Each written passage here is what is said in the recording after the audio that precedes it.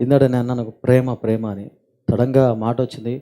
మాట రావడం కాదు కానీ నా కోరిక, నా వాంఛ ఏంటంటే దేవుణ్ణి దేవుడిగా ప్రేమించేవాళ్ళు మన సంఘం నుంచి లెగాలి. చాలామంది ఇది కూడా చాలామంది చెప్పారు సంఘంలో, మన సంఘం నుంచి అపోస్తులు లెగాలి. నేను కాదు మామూలు చెప్తారు. లెగుస్తారు లేదా ఎప్పుడొకప్పుడు లెగుస్తారు. సంఘ సువార్థికులు లెగాల, వాళ్ళు లెగాల, డాక్టర్లు, ఇంజనీర్లు లెగాల. కరెక్టే. అది ఎంతో ఒప్పుకుంటాను. ఈ సంఘానికి కూడా నాకు ఆశ. కానీ నా మొదటి ఆశ అంటే దేవుణ్ణి దేవుడిగా ప్రేమించేవాళ్ళు లెగాల. లెగిసిన వాళ్ళు తప్పకుండా దేవుని చిత్తం చేస్తారు. డాక్టర్లు, సైంటిస్టులు అందరూ అవుతారు. ఏమైనా ఎందుకు చెప్పనా, సైంటిస్టులు అవ్వచ్చు, డాక్టర్లు అవ్వచ్చు, అయిన తర్వాత దేవుడిని మర్చిపోతారు. అది ప్రాబ్లం నేను చూసింది. ఉద్యోగం రానందుకు దేవుడు, ఉద్యోగం వచ్చిన తర్వాత తెలియదు. పెళ్ళయ్యేదాకా దేవుడు, పెళ్ళైన తర్వాత భర్త భార్య, పిల్లలు లేరు, పిల్లలు పుట్టేదాకా తర్వాత నా కొడుకు నా కూతురు. ఇవన్నీ చాలామంది చూసి నేను ఒక్కటి ధైర్యంగా చెప్పగలనంటే, ఇంతవరకు రక్షణ పొందిన కాడి నుంచి అనే బదులు కరెక్ట్ మాట, రక్షణ పొందిన దేవుడు నాకు అర్థం కాల. కానీ దేవుడు ఎప్పుడైతే అర్థమయ్యాడు, రుచి చూశానో అప్పటి నుంచి నాకు మట్టికి నా మొదటి ప్రేమ ఆయనే. అది నేను చెప్పగలను. ఆశీర్వాదం వచ్చినా రాకపోయినా, ఇంకెంత వచ్చినా వేరేది వచ్చినా, ఆ మొదటి ప్రేమ ఇప్పుడు దాకైతే మారలా. ఇంకో 4 సంవత్సరాలు మళ్ళీ చెప్తాను మీకు మారిందో లేదో. ఎందుకంటే ఇది రెన్యూవల్ సర్టిఫికెట్ లాంటిది. లైసెన్స్ రెన్యూవల్ చేసుకుంటారు ప్రతి సంవత్సరం కూడా. నువ్వు ఈ రోజు ఉన్నావని రేపు వచ్చే సంవత్సరం ఎట్లా ఉంటావో నీకే తెలియదు, తెలుసా? నాకే తెలియదు.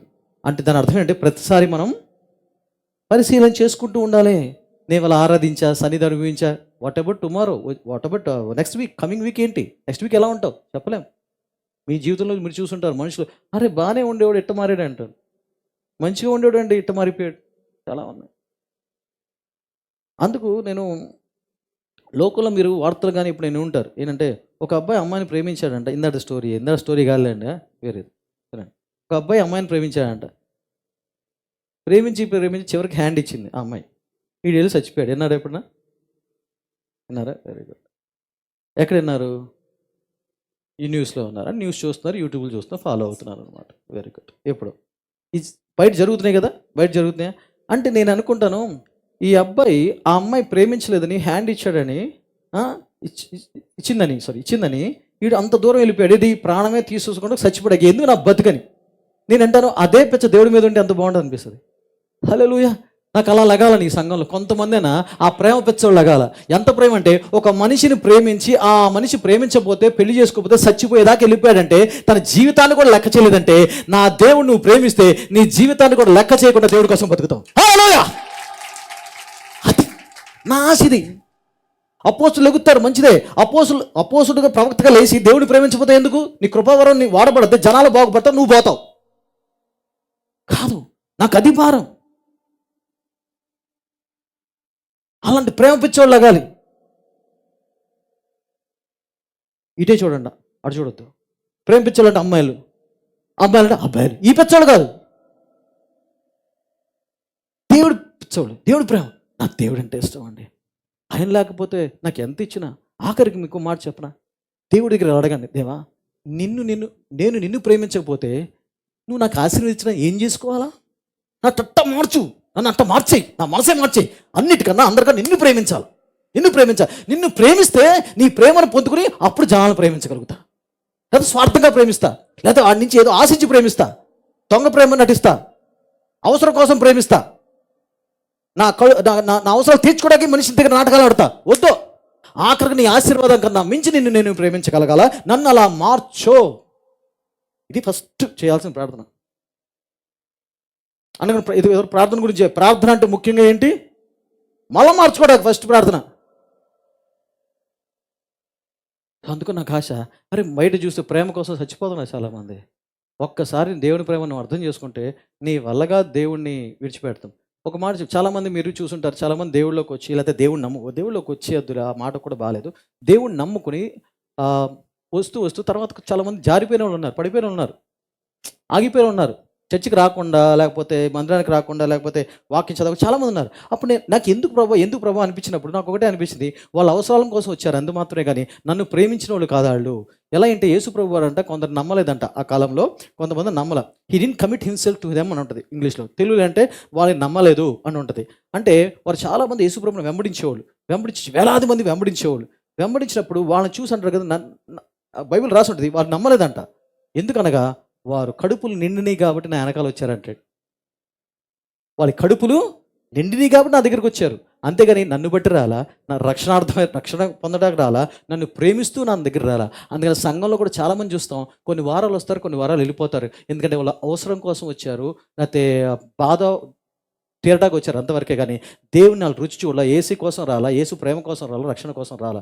అందుకు చాలామంది తొలగిపోతూ ఉంటారు. మీకు నేను చెప్పేది ఒక మాట ఏంటంటే, మీరు ఎట్టొచ్చినా పర్లా, ఏమండి స్వస్థత జరిగింది అందుకనే వచ్చాం, కష్టం తీరింది అందుకనే వచ్చాం, లేకపోతే విడుదల వచ్చింది అందుకనే వచ్చాం, స్తోత్రం మంచిది ఎట్టగొడ్డు వచ్చారు.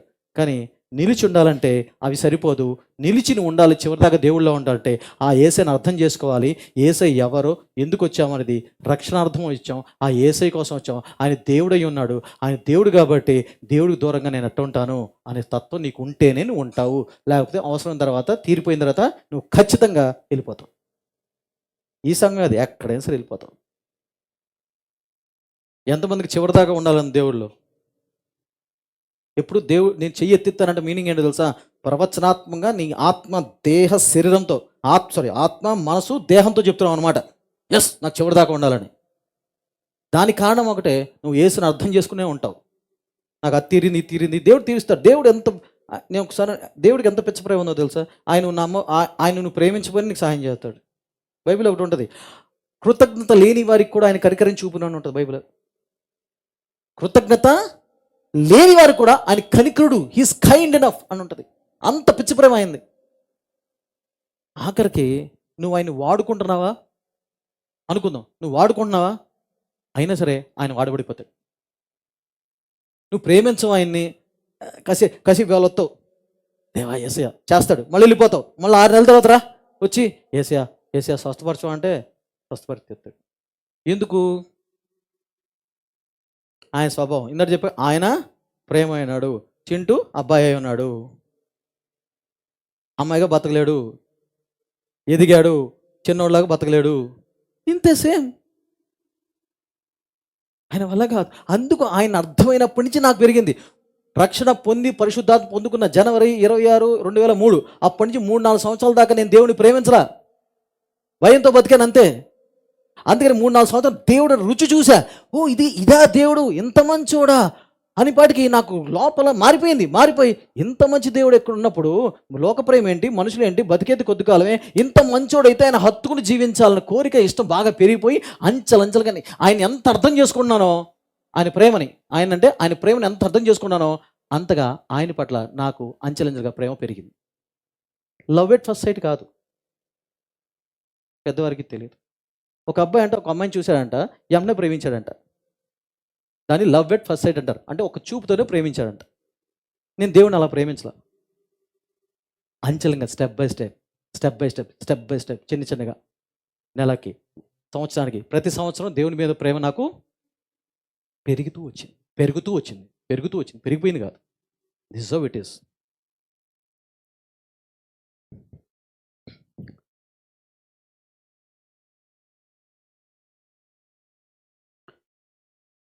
మీ పిల్లల్ని మీరు సరి చేస్తున్నప్పుడు వాళ్ళు సరి చేసుకోకపోతే బాధేస్తా లేదా? స్పందించాలి. స్పందించకపోతే వచ్చేవారు ఇంకో కథ చెప్తా. అది ఇంకా లెవెల్ పెరుగుతూ ఉంటుంది, స్టెప్ బై స్టెప్. భయం, గుండెలు ఉడుకోవాలి. అమ్మో స్పందించకపోతే ఎట్టా అని. ఈ ప్రేమతో అయినట్లా ఇక భయపెట్టాలి. ఇంకేం చేస్తాం? స్పందించండి, మీకోసమే చెప్తున్నారమ్మా. ఓకే, ఎవరైతే స్పందించట్లేదో వాళ్ళు వెనకాల కూర్చోండి, చక్కగా కళ్ళు దర్శనాలు వస్తాయి. ఏం చెప్పాను? మీ పిల్లల్ని మీరు సరి చేస్తూ ఉంటే వాళ్ళు సరి చేసుకోకపోతే మీకు బాధేస్తుందా లేదా? అవునా? మళ్ళా మీ పిల్లల్ని మీరు సరి చేస్తున్నారు. చదువులోనో, లేకపోతే పద్ధతిలోనో, ఆటల్లోనో, పాటల్లోనో, సహవాసంలోనో మీరు సరి చేస్తున్నారు. సరి చేస్తుంటే మీ ఆశ కోరికేంటి? నేను సరి చేసేటప్పుడు నా పిల్లలు సరి చేసుకోవాలా, నేర్చుకోవాలా తెలుసు. తప్పైతే అయిపోయింది. కానీ మారాలా, మారాలా, మారాలా, మారాలా ఎంత బాగా కోరుకుంటారో, వాళ్ళు మారకపోతే మీరెంత బాధపడతారో, అలాగే మరి దేవుడు, అలాగే పాస్టర్ గారు కొన్ని మాటలు చెప్పినప్పుడు సరి చేసుకో అమ్మా, ఇదమ్మా, ఇదమ్మా అన్నప్పుడు నువ్వు మారకపోతే దేవుడు ఎంత బాధపడతాడు, నేను ఎంత బాధపడతాను. ఆయన గొప్పోడు కాబట్టి కొన్నిసార్లు మర్చిపోతాడు నేను. నేను నా వల్ల కాదు కదా, నేను మనిషిని కదా. దేవుడున్న మనిషిని నేను. ఉత్తి మనిషిని కాదు నేను, సారీ. ఉత్తి మనిషి కాదు. దేవుని కలిగి ఉన్న మనిషిని కాబట్టి నాకు బాధ వేస్తుందిగా. ఎన్నిసార్లు చెప్పను, ఇలా చేయండి, అలా చేయండి, ఎలా చేయండి. మరి నేను అంటాను, ఇప్పుడు ఒక మాట అంట, తల్లిదండ్రులు ఎంతమంది తల్లిదండ్రులు ఉన్నాయి ఇక్కడ? డౌటా? ఓకే, తెచ్చండి. నువ్వు దేవుడి మాటని విని సరి చేసుకోకపోతే నీ పిల్లల్ని సరిచేసే హక్కు నీకు లేదు.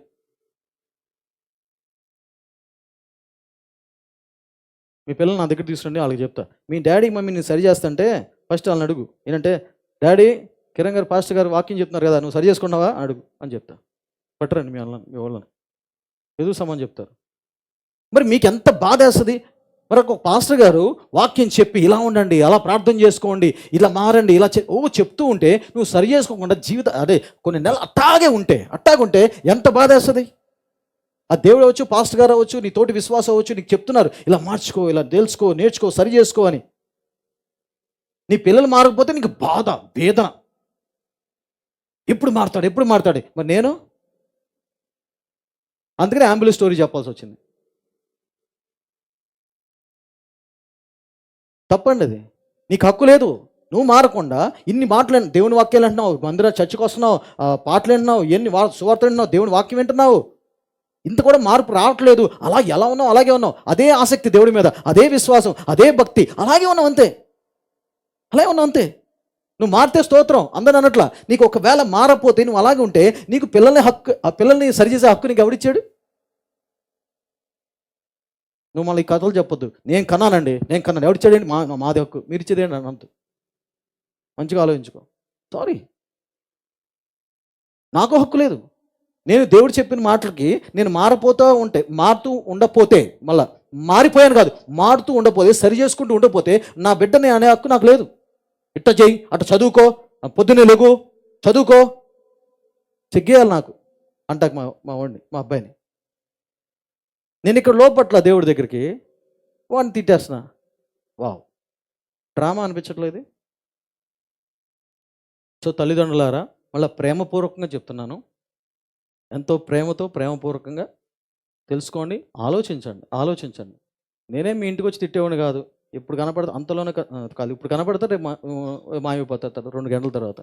నేను చెప్పేది మీకోసమే. మీరు నాకు ముద్దెట్టరు, నేను మీకు ముద్దెట్టను.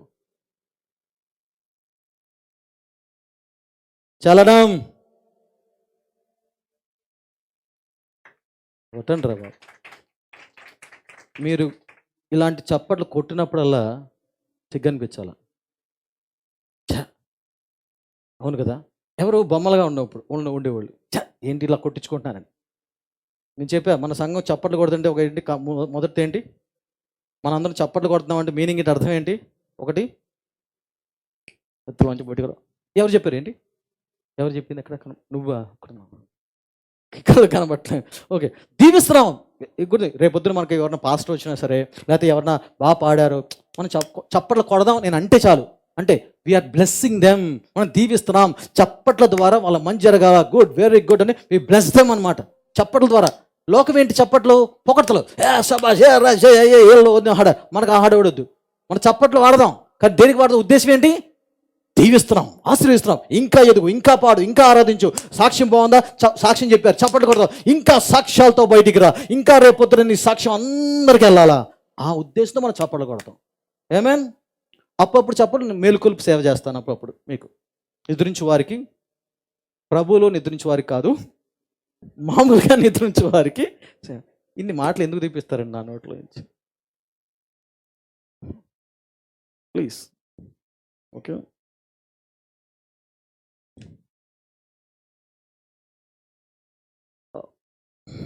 కొన్ని మాటలు చెప్పిన తర్వాత నేను నీతిని గురించి చెప్పడం జరిగింది. ఈరోజు దానికి సంబంధించిందే కొంచెం చెప్తాను. ఆ తర్వాత మెయిన్ టాపిక్ ప్రార్థన. ప్రార్థన 5 రకాలు మొన్న బుధవారం చెప్పాను. అదే వాక్యం ఈరోజు చెప్తాను. కొంచెం అనిపిస్తుంది అదే చెప్పాలి. కొంతమంది వినలేదేమో. మీకు తెలిసింది అంతా తెలిసిందే, అంతా తెలిసింది మళ్ళీ చెప్తున్నాను. అంతా తెలిసిందైతే ఎందుకు వెళ్ళిపోదాం అనుకుంటే బాగోదు. ఎందుకంటే పోయినసారి చెప్పాను, విశ్వాసం వింటే రాదు. విశ్వాసము వింటే రాదు, వింటూ ఉంటే వస్తుంది. అందరూ వింటూ ఉంటే అనాలి. మీరు చలనం లేకుండా ఉంటే చిన్న పిల్లలకి ఎక్కాలు చెప్పి 2 రోజులు 4 అది చెప్పిస్తాం మీతో. నెక్స్ట్ ఉంది ఇప్పుడు ప్రిపేర్ అవ్వండి, చెప్పిస్తాం. ఇది ఏం చెప్పిస్తాను? 2 రోజులు 4 చెప్పించను. దేవుని వాక్యం చదివిస్తాను మీతో, నాతో పాటు కాదు. అప్పుడు ఒకళ్ళు చదువుతారు, ఒక ఆంటీ చదువుతారు. ఆంటీ చదివిన తర్వాత నేను మళ్ళీ చదువుతాను. అప్పుడు నాతో పాటు మరి అందరూ చదవాలి వాక్యం. ఆశా నిగ్రహం, కోప నిగ్రహం నాకు ఇవ్వు ప్రభా. కోపం రాకూడదు ప్రభా, యేసునామములో ప్రభా, ప్లీజ్ ప్రభా. ఏమంటే నాకు చాలా కోపం అండి, ముక్కు మీద బోర్డు ఉండే చాలా తగ్గించుకున్నాను. సారీ, దేవుడు చాలా తగ్గించాడు. చాలా పెద్ద కోపిష్ట అంటే నాకు పేరు పెట్టచ్చు, ఒకప్పుడు, ఇప్పుడు కాదు. మా నాన్న పోలికి వచ్చింది ఆ దాంట్లో, మా అమ్మ పోలికలు కొన్ని వచ్చినాయిలే. సరే వినండి, జాగ్రత్తగా వినాలి ప్లీజ్. ప్రాక్టికల్గా మన జీవితంలో జరిగే చెప్తున్నా. కుటుంబంలో, సమాజంలో, సంఘంలో జరిగే కొన్ని చెప్తాను మీకు. అవును కదా, మీకు జ్ఞానం వచ్చి, అవగాహన వచ్చి మీకు తెలియాలి.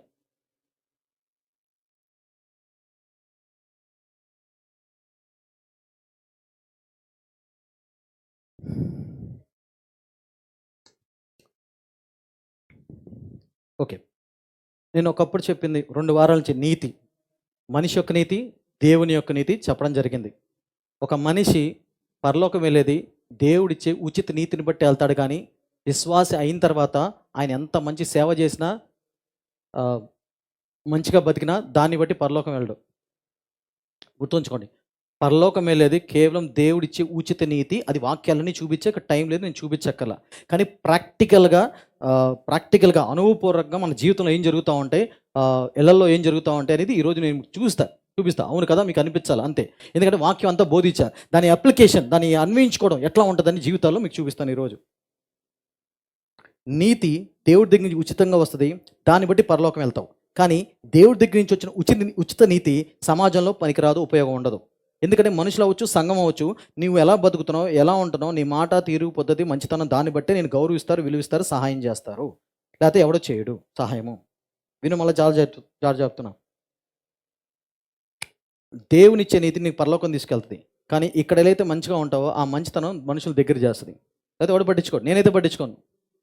నువ్వు రక్షణ పొందావు, స్తోత్రం, పరిశుద్ధాత్మ భాష మాడతావు, ఓకే, పరలోకం వెళ్తావు, కరెక్టే. నీ తీరు పద్ధతి సరిగ్గా లేకపోతే నీతో సహవాసం చేయరు, నీతో మాట్లాడను, టైం వేస్ట్, దండగంట, నేను వేస్ట్ అంటాను. నువ్వు నన్ను అనుకుంటే, ఇప్పుడు నేనున్నాను, నేను పరలోకం పోతా, కరెక్టే. నా మాట తీరు పద్ధతి నాతో కూడా పెట్టుకోవద్దు, నా వాక్యం వినొద్దు, నాతో అసలు మాట్లాడొద్దు అంట, నేను కూడా అంత. సో అర్థం చేసుకో,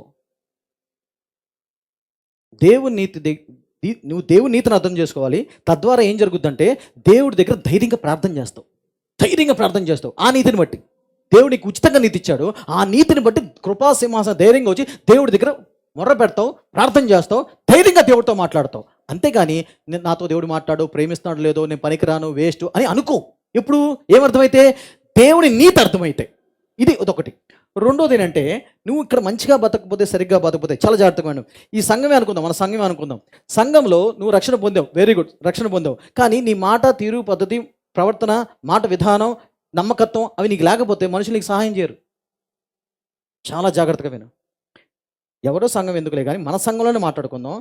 చాలామంది ఇక్కడ రక్షణ పొందారు, పరిశుద్ధాత్మ పొందుకున్నారు, కృపా వరాల్లో వాడబడుతున్నారు, స్తోత్రం. కానీ నీ నడవడిక, నీ మాట, నీ తీరు, పద్ధతి, నీ ప్రవర్తన ఏమైనా ఉంటే, ఏమైనా సరిగ్గా లేకపోతే మనుషులు నీకు సహాయం చేయరు. మళ్ళీ ఇక్కడ వెంటనే వస్తుంది, ఏమంటే నేను సరిగ్గానే ఉన్నాను కానీ మనుషులు అర్థం చేసుకోవట్లేదు నన్ను. విను, నువ్వు సరిగ్గా లేకపోతే మనుషులు నేను గౌరవించరు, విలువెవరు. నువ్వెంత దేవుడు నీతిమంతుడివే, ఆఖరి నువ్వు పాస్టర్ అయినా సరే, అది నేనే అనుకోండి, పాస్టర్ అయినా సరే, లేకపోతే నీ కృపావారాలు ఉన్నాయి, బాగా పాడతావు, నువ్వు పాడితే అసలు కోకిలు కూడా పాడతాయి, అంత గాయకురాలివి, అసలు ఆరాధికురాలివి, నువ్వు ప్రార్థించే మహిమ దిగొస్తుంది, కరెక్ట్. అన్నీ కరెక్టే. కానీ బయటకు వచ్చిన ఆ మహిమలోంచి బయటకు వచ్చిన తర్వాత, ఆ దేవుని సన్నిధి నుంచి బయటకు వచ్చిన తర్వాత నువ్వు సరిగ్గా లేకపోతే మనుషులు నీ దగ్గర రారు, సహాయం చేయరు, పంచుకోరు, మాట్లాడరు, పక్కన పెడతారు. నువ్వు ఇప్పుడు సహాయం కోసం అర్థిస్తే నిన్ను చూసి నిన్ను పక్కకి వెళ్ళిపోతారు. ఎందుకంటే సమాజంలో కానీ దేవుడు తెలియని వాళ్ళలో కూడా మంచితనానికి విలువ ఉందా లేదా? ఉంది. మంచోళ్ళు అయితే సహాయం చేసే బుద్ధి అవుద్ది, సహాయం చేయ బుద్ధి అవుద్ది. అయ్యో ఆవిడ మంచిదిరా, ఆయన మంచోడురా, చాలా కష్టపడ్డాడు అని చాలా మంది గుండెలు కరిగిపోయి కనికరించి సహాయం చేసేవాడు దేవుడు తెలియకపోయినా ఉన్నారు. ఇక్కడ సంఘంలో కూడా అంతే, అలాగే ఉంటుంది. అరే మంచోడురా, బాగా పనిచేస్తాడు, చక్కగా ఉంటాడురా, పద్ధతిగా ఉంటాడురా, ఆయన పనిని చూసుకుంటారా, నలుగురికి సహాయం చేసే కూడా రా ఏంది ఈవిడిది అని మంచితనం ఉంటుంది. అది ఇప్పుడు రెండో ప్రశ్న, నువ్వు ఎంత మంచితనంగా ఉన్నా మనుషులు అపార్థం చేసుకుంటున్నారు. విను, నువ్వు మంచిగా ఉంటే మనుషులు నీకు సహాయం చేస్తారు. కానీ నువ్వు మంచిగా ఉండి కూడా నీకు ఒక మాట వస్తుంది, ఏమండి నా హృదయం మంచిదేనండి, నేను మంచివాడినేనండి, కానీ మనుషులు తప్పుగా అర్థం చేసుకుంటున్నారండి. అప్పుడు మీరు ఏదైనా సమాధానం చెప్తారు పాస్టర్ గారు? దానికి సమాధానం ఏంటంటే, నువ్వు లోపల మంచిదానివే, మంచోడివే, మనుషులను అపార్థం చేసుకుంటున్నారు. అప్పుడు ఏం చేస్తారంటే నీకు దేవుడు సహాయం చేస్తాడు. హల్లెలూయా. ఇది తేడా. నువ్వు మంచిగా ఉన్నావు, మనుషులు సహాయం చేస్తారు.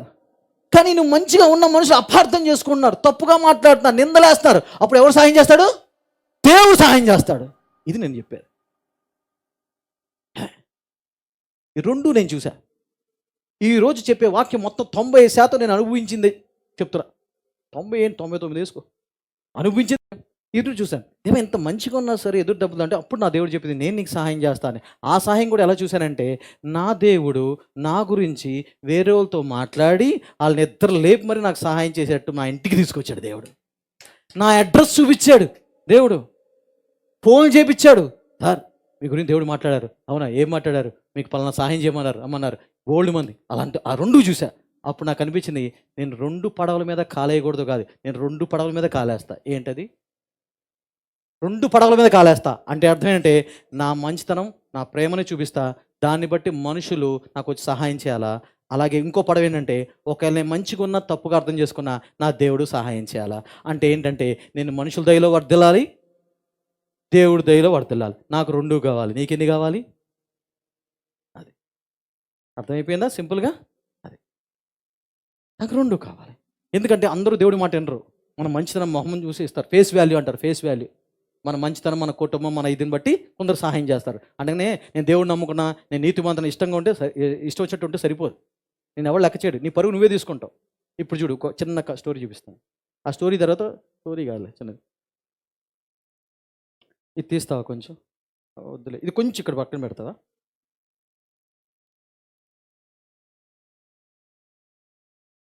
కొంచెం హావభావాలు కనిపించవని అంతే. తప్పులకి సమాజం జరిగేది క్రైస్తవ్యానికి ముడిపడి ఒక మాట చెప్తా. పోయిన వారం దీన్నే దించి ఒక గురించి చెప్పా. ఏంటది గుర్తుందా? చూపించాను ఇక్కడ. ఆ కిరణ్ కూడా నా పక్కన ఉంచున్నాడు. అది పెళ్లి సంబంధం గురించి. అమ్మాయి వాళ్ళు వచ్చారు అబ్బాయిని చూడటానికి. మీ అబ్బాయి ఏం చేస్తాడు? నీతిమంతుడండి మా అబ్బాయి. భాషలో మాడతాడండి, భాషలో కడుపు నింపడదుగా, అమ్మాయి కూడి పెట్టదు భాషలో. అవునా? అది ఇప్పుడు ఇంకో వేరే డ్రామా. జాగ్రత్త వినాలి, జాగ్రత్త చూడండి. అంటే మన బుర్రలు తిరిగిపోవాలా, మన సమాజంలో అసలు ఎట్ట బతుకుతున్నాం ఏంటి, అవునా అని మీకు అనిపించాలి. అందుకు చూపిస్తున్నాయి ఇది డ్రామా. ఇప్పుడు మళ్ళీ సేమ్ అమ్మాయిలు వచ్చారు. మొత్తం 2 పాత్రలు నేనే పోషిస్తాను, జాగ్రత్తగా వినండి, తెలుసుకోండి. అమ్మాయి వాళ్ళు వచ్చారు, అబ్బాయి వాళ్ళు ఇక్కడ, నేనే అబ్బాయిని. అమ్మాయి వాళ్ళు వచ్చారు, అమ్మాయిలు అడుగుతున్నారు. అమ్మాయిలు ఏంటంటే, ఏమండి అబ్బాయి నచ్చాడు, బాగున్నాడు, ఎత్తు పొడుగు అంతా బాగున్నాడు, మంచిగా ఉన్నాయి, ఏమైనా అలవాట్లు ఉన్నాయా అన్నాడు. ఇది పెళ్లి పెద్ద ఉంటాడు, మధ్యవర్తుడు వాడిని అడిగాడు. తల్లిదండ్రులు చెప్పరుగా ఉన్నది, అంతేగా చెప్పరుగా. తల్లి అంట కొడుకు చెడ్డోడని కడుపులో దాచుకుంటుందంట. కానీ పక్కింటోడు కొడుకు తప్పు చేస్తే కక్కుద్దంట. మీరు కాదు, సరే. వచ్చింది. అలవాట్లు ఏమైనా ఉన్నాయంటే ఏమీ లేవు. చుట్టా, బీడీ, సిగరెట్ తాగుడు, సెంటర్కి వెళ్ళడం, బజార్కి వెళ్ళడం కానీ అసలు ఏమీ లేదు. ఆఖరి టీ కాఫీ కూడా తాగుడు మావాడు. అయిపోయింది. ఓకేనా? తర్వాత అంతేనా ఇంకేమన్నా ఉన్నాయా అని అడిగారు. అంటే అప్పుడు ఆ పురోహితుడు ఎవరో ఒకడు బ్రోకర్ ఎవరు అని చెప్పాడు. అంటే అయన్నీ ఏం లేవండి. అబ్బాయికి ముక్కు మీద కోపం. ముక్కు మీద కోపం. కోపమొస్తే కొంచెం చెయ్యేసి మాట్లాడతాడంతే. అంటే చెయ్యేసంటే, అంటే మీరిలా కాదండి. హ్మ్. అలా మా వోడికి కోపం కంట్రోల్ ఉండదండి. ఒకటి రేపొద్దున పెళ్ళైన తర్వాత ఒకవేళ అయ్యోండి నిజంగా అండి ఆళ్ళు తాగి ఇంటికే రాడండి. సిగరెట్టే తాగండి. గుట్కా, బీడి ఏం తాగడండి. కాకపోతే రేపొద్దున పెళ్ళైన తర్వాత మీ అమ్మాయి ఏమైనా తేడా చేస్తే కోపమొస్తదండి. చెయ్యేసి మాట్లాడతాడండి అంతే. అంతకన్నా ఇంకేం లేదండి. ఆహా! ఓకే. ఓకే. ఓకే. కొంచెం తట్టుకోలేడండి. పొగరు, గర్వం కొంచెం ఉందండి. వాళ్ళ స్నేహితులు ఆశ్రయించబడితే కొంచెం అసూయ పడతాడండి అంతే. అసూయ కొంచెం వస్తది. అంతే. తర్వాత పెళ్ళైన తర్వాత మీ అమ్మాయి గనుక వేరే అబ్బాయిలతో మాట్లాడితే అనుమానిస్తాడండి అంతే. అంతే. అనుమానిస్తాడండి. అంతే. అంతే. కొంచెం ఇంకా ఇంకా ఏమైనా ఉన్నాయంటే ఇంకేం లేదండి. ఇంకోటి అప్పుడప్పుడు మొండిగా ప్రవర్తిస్తాడండి. మాట వినడు. వాడిదే కరెక్ట్ అనుకుంటాడు. ఎప్పుడంటే అప్పుడే జరిగిపోవాలనుకుంటాడు. అంతేనండి. అంతకన్నా అమ్మాయిని ఇబ్బంది పెట్టేదేం లేదు. ఏవండీ ఇంకా ఏమైనా ఉన్నాయంటే, ఇంకా ఏం లేదండి. అప్పుడప్పుడు కొంచెం ఏదో తిక్క తిక్కగా ప్రవర్తిస్తాడండి. ఆడు చెప్తాడు గానీ ఆడు చేయడండి. ఆడు చెప్తాడు ఆడు చేయడు. ఇంకా ఏమైనా ఉన్నాయంటే, ఇంకేమి లేవండి. ఇంకోటి చిన్న చితక చిన్న అహం ఉంటదండి. ముందు మీ అమ్మాయి మాట్లాడాలనుకుంటాడండి. ఏమైనా గొడవ వచ్చినా సరే. ఈడు తగ్గడండి. మా వోడు అసలు తగ్గేదండి. తగ్గేది లేదండి మా వోడు. ఎందుకు తగ్గాలండి మా వోడు? కష్టపడి పెంచాం. ఎందుకు తగ్గాల? తగ్గడండి. మీ అమ్మాయే మాట్లాడాల. మీ అమ్మాయే దిగి రావాల. ఈ 4, 5 తప్ప ఇంకేమీ లేవండి. ఎప్పుడన్నా పెళ్లి చూపులు ఇది జరిగిందా? ఇంక లాగేసుకోండి మా డ్యాడీ దగ్గర నుంచి. అంటాడు పాస్టర్ అయిన తర్వాత కూడా. కానీ నా దేవుడు నాతో మాట్లాడింది. ఒక దైవజనుడి నుంచి కాదు. దేవుడు నేరుగా నాతో మాట్లాడింది. కిరణ్ నువ్వు పాస్టర్ కదా? Yes pastor. నీకు తెలీదా ప్రభా? సూపర్. చాలామంది వస్తారు నా వాక్యం వింటాకి. నేను అనుకున్నానులే అంతే. పాస్టర్ మీ డ్యాడీని ఎందుకు అసహించుకోండి? స్మెల్ వస్తుంది ప్రభా, కంపు వస్తుంది ప్రభా. అంటే మీ డ్యాడీ సిగరెట్ తాగితే వాసన వస్తుంది కాబట్టి నీకు కోపం వస్తుంది అంతేనా? ఎస్. మరి అప్పుడు ఆ రోజులో మాట్లాడింది. పొగరు, గర్వం, అసూయ, కులం పిచ్చి, ధన పిచ్చి ఉన్నోళ్ళు సంఘంలో బోళమున్నారు. నీ సంఘంలో ఉన్నారన్నాడు. దానికి స్మెల్ వాసన వస్తే నువ్వు ఎక్కడ ఉంటావు అన్నారు. అది నా బతుకుని మార్చింది. అది మారిపోయింది అంత జీవితం అంతా మారిపోయింది లోపలంతా. అప్పటి నుంచి అమ్మో అవును కదా. అప్పుడు నాకు అర్థమైనట్టు దేవుడు బోధించింది అంటే కనపడని పాపాలు ఉంటాయి, కనిపించే ఉంటాయి. దొందే రెండు సమానమే. అప్పటి నుంచి నేను అనుకున్నాను ఏది ప్రభావం అయింది, ఏది గొప్పది, ఏది జనాలు నాశనం చేసేది. ప్రతిదీ తప్పే, ఇది తప్పే అది తప్పే. దేవుని దృష్టిలో ప్రతిదీ తప్పే, ఈ రెండు తప్పే. కానీ ఏది ఎక్కువ నాశనం చేస్తుంది, ఏది ఎక్కువ సమాజాన్ని, సంఘాన్ని, మనుషుల్ని నాశనం చేస్తాయి, చుట్టాన్ని, బంధువులు అందరూ నాశనం చేసేది ఏంటంటే కనపడని తప్పులు నాశనం చేస్తాయి చాలామందిని. అందుకని ఇందాడన్న పెళ్లి చూపులప్పుడు మీరు అలవాట్లే మరి ఇవన్నేంటి? సరే అమ్మాయిలారా, సరే మీరు ఎప్పుడో పెళ్లి చూపులకు వెళ్ళారు, ఆంటీలు పక్కన పెట్టేది మీది అయిపోయింది. ఆడపిల్లలు వెళ్ళారు, ఇవి చెప్పారు. ఏది ఏం అలవాట్లేవు, ఇందారు చెప్పిన డ్రామానే ఇందారు చూపించింది. ఇవి చెప్పారు కొద్ది 4, 5 చేసుకుంటారు అబ్బాయిని. చుట్టా బీడి సిగరెట్ లేవుగా, ఇవన్నీ ఏగా మీకు కావాల్సింది. కొంచెం కోపం, కొంచెం చేసి మాడతాడు అంతే. కొంచెం మొండి, వాడిదే నగ్గాలనుకుంటాడు అంతే. ఉంటా వాడితో అంటే ఏంటి మరి? నో అంటున్నావు, తెలియక మరి తాలిగట్టేస్తున్నావుగా, కట్టించుకున్నావు కదా. అంటే మీరు అర్థం చేసుకోవాలంటే మైండ్కి అమ్మో అవును కదా, మనం పై రూపం చూస్తున్నాం కానీ అంతరంగం చూడలేదే, అంటే తప్పంటే ఇది కదా, అవును కదా అని మీకు అర్థం అవ్వాలని చెప్తున్నా. ఒక పెళ్ళికి నన్ను 30-40 లక్షలు పెట్టి ఖర్చు పెట్టారు. హ్యాపీ పెళ్ళి మొత్తం. అంటే దేవుడు తెలియదు వాళ్ళకి. చక్కగా వెళ్ళాను, మంచిగా ఉంది. నెలే కాపురం చేశారు. నెల తర్వాత విడాకులు. కారణం అనుకుంటాను, ఏంటి కారణం అని. ఆ అబ్బాయికి ఏం అలవాట్లు, మంచి అదే ఈ చెడ్డ అలవాట్లు ఉంటాయి చెప్పానే, ఈ గుంపు ఏం అలవాట్లు. మంచి పిల్లోడు, రాముడు మంచి బాలుడు, మంచి పిల్లోడు. నెల రోజులు డైవర్స్. ఏంటి తెలుసా కారణం? ఏంటి తెలుసా? జస్ట్ శాడిస్ట్ అండి అంతే. శాడిస్ట్ అంటే చీటికి మాటికి అది ఎందుకు పెట్టా అక్కడ, ఇది ఎందుకు చేశా, సాధిస్తడం అంటారే. అదే ఇందాక కూడా ఆ తల్లి చెప్పాల్సింది, అదే ఆ పురోహితుడు చెప్పాల్సింది. ఏం లేదయ్యా, ఇంకేం అలవాట్లేవు, సాధిస్తాడంతే, పుచ్చుకుని ఏలాడతాడంతే. ఇదో గుణం, అంతే, ఇంకేం లేదు, అసలు ఇంకేమి లేవు, ఇంతే. ఇంకేం ఉండాలమ్మా మనిషికి? జీవితం నాశనం చేయడానికి ఇవి చాలు. ఆ అబ్బాయి జరిగింది, నెల రోజులే కాపురం చేశారు. ఏం అలవాట్లు, నిజంగా వేరే అలవాట్లు, సాధిస్తాడు, మొండి, ఆ, ప్రతిదానికి ఎత్తి చూపిస్తాడు. 99 సరిగ్గా చేసి ఒకటి తప్పు చేస్తే దాన్నే పట్టుకుంటాడు. జరిగింది ఇది.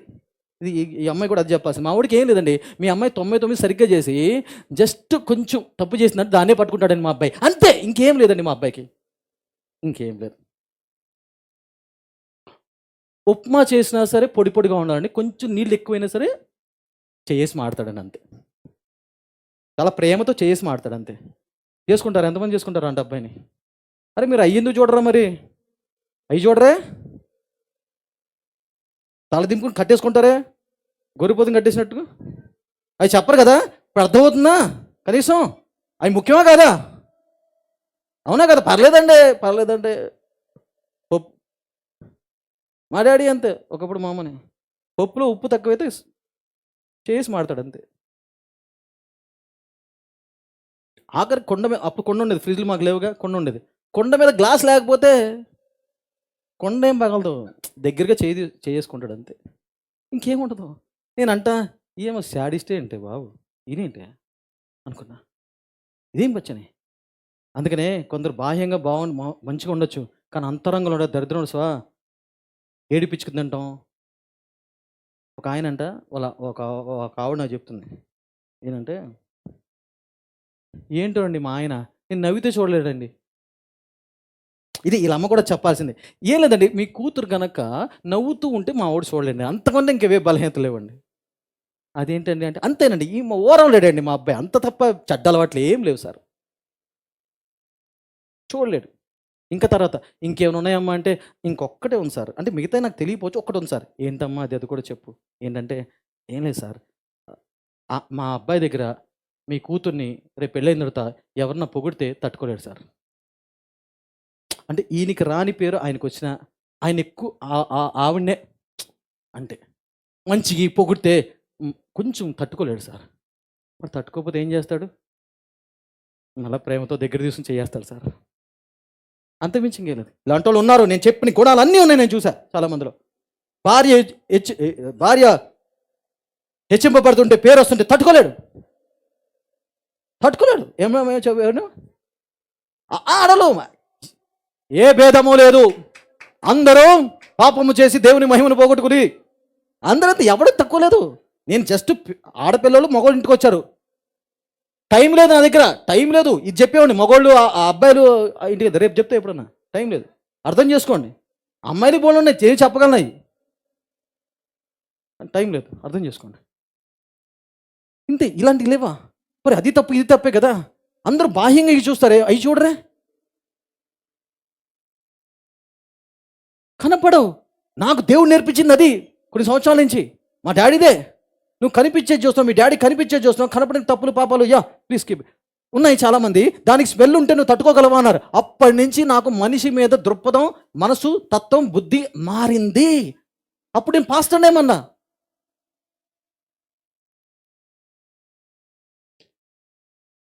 అందుకని అంటున్నా, నీ నీతిని దేవుడి దగ్గర నుంచి ఉచితంగా పొందిన నీతి నేను దేవుడి దగ్గర తీసుకెళ్తుంది.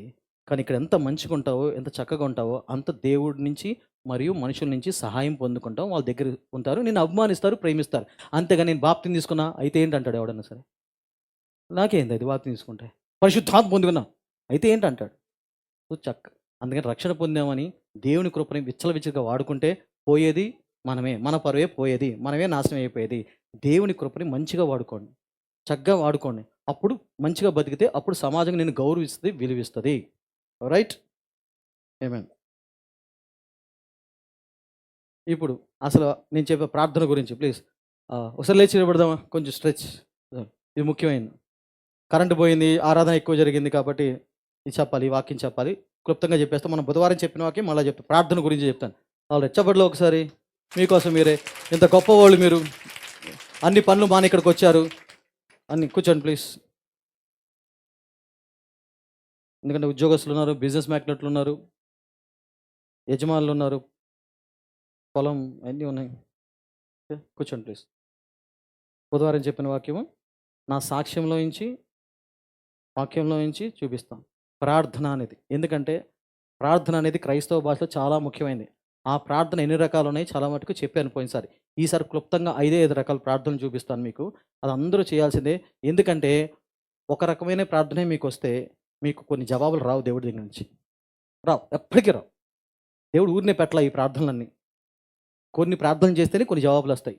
ప్రతిదానికి ఒకే ప్రార్థన అయితే రావు. దానికి చూపిస్తాం మీకు అంతే. ఇవాళకైతే రేపు నేర్చుకోండి.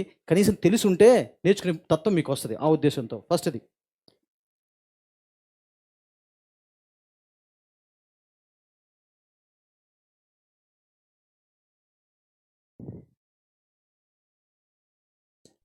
ఇది చూడండి ప్లీజ్, దయచేసి తొందరగా నోట్స్ రాసుకోండి ప్లీజ్. నువ్వు ఎవరైతే నోట్స్ రాసుకున్నావు దయచేసి నోట్స్ రాసుకోండి.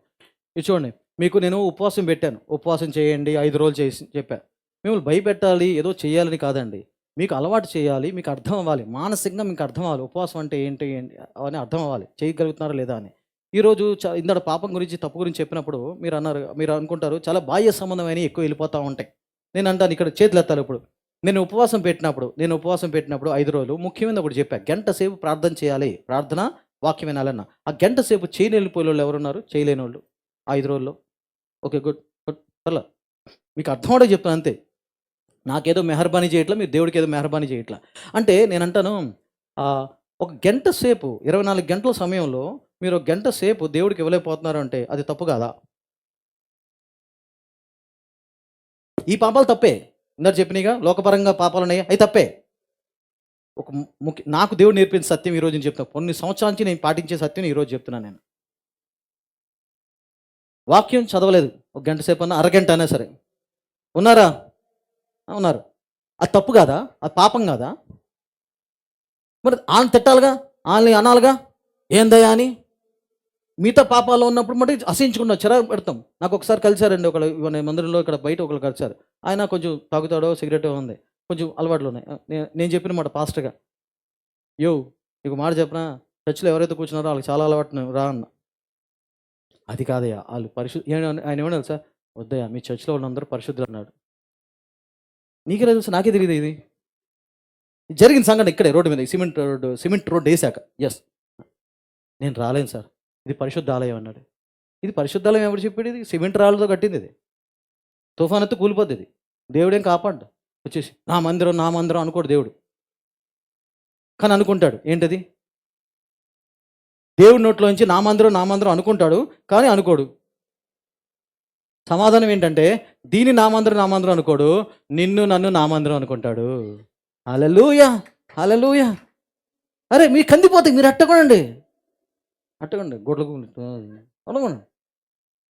అరే ఇంత మంచి నన్ను అనుకుంటాడా? అసలు ఈ లోపల నుంచి రగిలిపో నన్ను. అవును కదా, ఆ దాన్ని నన్ను అంటాడు నా మందిరం అని.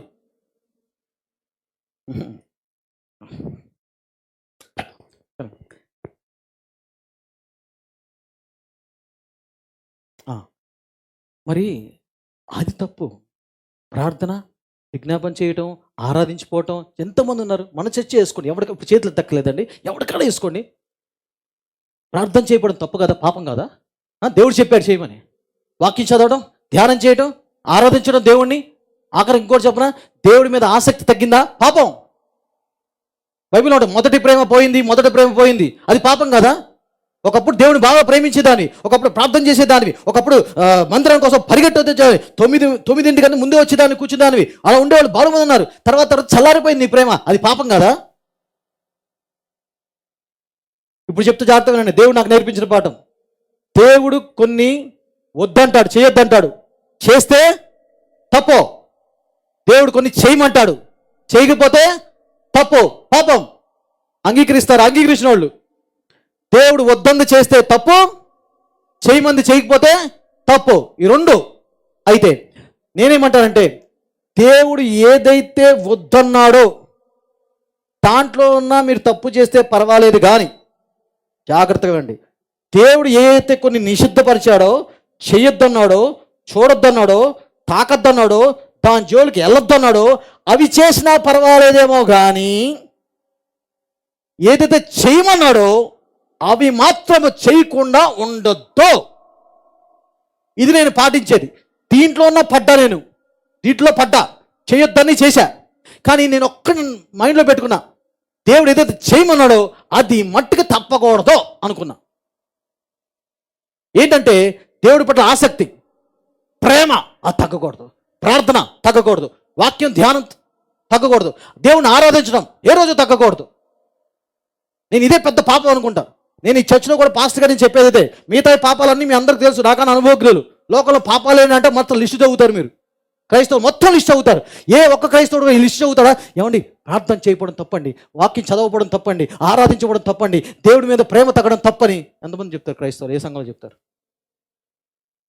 మిగతా పాప లిస్టు చదివేస్తారు. ఈ పాస్టర్ గారు, ఈ సంఘంలో మీ పాస్టర్ గారు పెట్టుకుంది ఏంటంటే పెద్ద తప్పు, పాపం ఏంటంటే, లోకం తెలిసిన తప్పు కాదు, నాకు దేవుడి దృష్టిలో తెలిసిన తప్పు ఏంటంటే దేవుని ప్రేమించకపోవడమే తప్పు. దేవుడి కన్నా ఎక్కువ నీ కుటుంబాన్ని పెట్టుకున్నావా? తప్పు. దేవుడి కన్నా ఎక్కువ నీ కెరియర్, నీ అందం, చందం, చదువుని పెట్టుకున్నావా? తప్పు. ఇది కష్టం కదా జలాలు, ఆడవాళ్ళకి చాలా కష్టం. అయ్యా మేము దాంట్లో సిగరెట్ చుట్టా పెట్టి తాగమండి, మేము పరిశుద్ధులం అండి. ఇలా కుప్పలు కుప్పలు ఉన్నాయి. నీ పక్కింటి ఆవిడ నగలు కొనుక్కుంటూ ఊరుకుంటావా? కొత్త చీర కనుక్కున్నారు, ఇల్లు కట్టుకున్నారు, అస్సలు నీకు రాదే అసూయ, గర్వం, పొగరు అస్సలు రాదే నీకు? ఎవరన్నా తిట్టాడు, ఎంత తగ్గింపో నీకు, అసలు కామ్గా ఉంటావు, వదక తీపడిన గొర్రెపిల్లలాగా కదా. ఈ కనపడం అంతే. అప్పుడు నేను పెట్టుకుని నా జీవితంలో పాటించేది ఇవి. నేను ఎక్కువ చూడను. ఎందుకంటే నాకు అర్థమైన ఏంటంటే, దేవుడు నాకు ఏదైతే చెప్పాడో, ప్రార్థన, వాక్యము, ఆరాధన, దేవుడితో గడుపుట, ఇవి మానకుండా ఉంటే తప్పకుండా అటువంటి మనిషి అవి మానేస్తాడు ఏదో రోజు. హల్లెలూయా. ఇవాళ కదా రేపైనా మానేస్తాడు. నేను చెప్పాను నేను పేరు ఎత్తను కానీ మన బాగోదేమో కానీ, ఇక్కడ చర్చికి ఒక తల్లి ఒక కొడుకుని తీసుకొచ్చింది. మా అబ్బాయి చర్చికి రాడండి, చర్చికి రాడు, సినిమాలకు వెళ్ళిపోతాడు, చెప్పారు. ఇక్కడ ఉన్నారు, నేను పేర్లు ఎత్తట్లా. సినిమాలకు వెళ్ళిపోతాడు, రాడు అన్నాడు. చాలా కొత్తలో 2010-11 వచ్చా పాస్టర్ అప్పుడు చెప్తే నేను అబ్బాయితో అన్న మాట ఏంటి తెలుసా? సినిమాను మానేమల్లా ఈ పాస్టర్ గారికి చెప్పారంటే, ఒక పని చేయి, మ్యాట్నీ షో 8కి అని అడిగా, అన్న 2కి అన్నాడు. Very good. ఈ ఆరాధన 9 to అప్పుడు 10-12 దాకా ఉండేది. సరే 10కి రా, ఈ షో చూసుకో ఫస్ట్. ఏం షో? ఆరాధన షో చూడు, తర్వాత మ్యాట్నీకి వెళ్ళిపో. తల్లి ఆశ్చర్యపోయింది. 20 పాస్టర్ దగ్గర తీసుకొచ్చారంటే, నేను జాగ్రత్తగా కాంటి తర్వాత నువ్వు విను. నేను చెప్పా, వెళ్ళు సినిమాకి వెళ్ళు, నీకు వెళ్ళు, ఫస్ట్ షో కూడా వెళ్ళన్నా, కానీ ఒక్కటి నాకు మాట ఇవ్వు, నువ్వు ఎన్ని షోలను చూసుకో బయట, కానీ ఆదివారం ఆరాధన మట్టికి తప్పకుండా రా, ఇది ఒక్కటి చెయ్యి, మీ ఇష్టం, వెళ్ళన్నా. ఎందుకండి అంత ఇదిగా మాట్లాడారంటే, వినండి, నా ధైర్యం ఏంటో తెలుసా? నా ధైర్యము ఆ అబ్బాయి చూసే సినిమా వల్ల ఎంత ప్రభావితం చెందుతాడో దానికన్నా ఎక్కువ నా నోట్లోంచి వచ్చే దేవుని వాక్యం వల్ల అంతగా బాగుపడతాడు. హల్లెలూయా. పాపము ఎక్కడ విస్తరించినో అక్కడ కృప బాగా విస్తరిస్తుంది. సినిమాకే అంత గొప్పతనం ఉంటే, సినిమానే ఒక మనిషిని ఆకర్షిస్తే పట్టుకుంటే, నా యేసు ప్రభు ఎంతమందిని పట్టుకోవాలా? ఆయన ప్రేమ గొప్పది, ఆయన ఆకర్షించే ప్రియుడు కనుక ఆ సినిమా కన్నా నా నోట్లో వచ్చే దేవుని మాట అంత ఆకర్షిస్తుంది, నిన్ను మారుస్తుంది అని నమ్మకంతో చెప్పిన మాట అది. అందుకు నేనంట, ఇవి ఏమో కానీ ఇవి చెయ్యండి, ఇది తప్పురా బాబు. ప్రార్థన చేసుకోవడం నేను బతుకుదైపోద్ది. ప్రార్థన చేసుకోవడం, విజ్ఞాపన, దేవుడితో గడపడం, కాసేపు దేవుడిని ప్రేమిస్తారు, తర్వాత ఎంటనే దేవుడి మీద ప్రేమ పోద్ది. వస్తువుల మీద, చీరల మీద, నగల మీద, డబ్బు మీద, మనుషుల మీద పోతాయి. అవి తప్పు కదా, పాపం కదా అవి దేవుడు చెయ్యమంది చేయండి, మీకు తెలియకుండానే దేవుడు చెయ్యొద్దంది చేయకుండా ఉంటారు. ఇది రాసుకోండి, లిఖించుకోండి, గోడవే పెట్టుకోండి ఇంట్లో. చాలామంది చెప్పింది చేయరు, అది తప్పు కాదు, కానీ ఏదో చేద్దాం అది చేయకూడదు. మనం అది తాకకూడదు, అది చూడకూడదు, ఆ సినిమా చూడకూడదు, వాళ్ళ ఇంటికి వెళ్ళకూడదు, అన్యుల ఇంటికి వెళ్ళకూడదు, అక్కడ తినకూడదు. ఈ చెత్త అంతా ఉంటుంది, ఈ చెత్త చెప్తారు. కానీ ఏ పాస్ కానీ, అరే నువ్వు ప్రార్థన చేయట్లేదా? పాపాత్మరాల, ప్రార్థన చేయలేదు ఒక గంట సేపు, అరగంట దేవుళ్ళు గడపలేదా? తప్పు చేస్తున్నావమ్మా, పాపం చేస్తున్నావమ్మా. ఈ పాస్టర్ గారు చెప్తారు, నీకు అదే లేదు, నాకు దేవుడి మీద భక్తి లేదు, ఆశ లేదు, ఏమవుద్ది? నాకు దేవుడు నేర్పించింది, నేను పాటించింది అదే. నా ఆశ ఏంటంటే వీటిలోనే తప్పిపోవచ్చేమో కానీ నాకు దీంట్లో తప్పకూడదని ఉంది వీటిలో. ఆమేన్. హల్లెలూయా.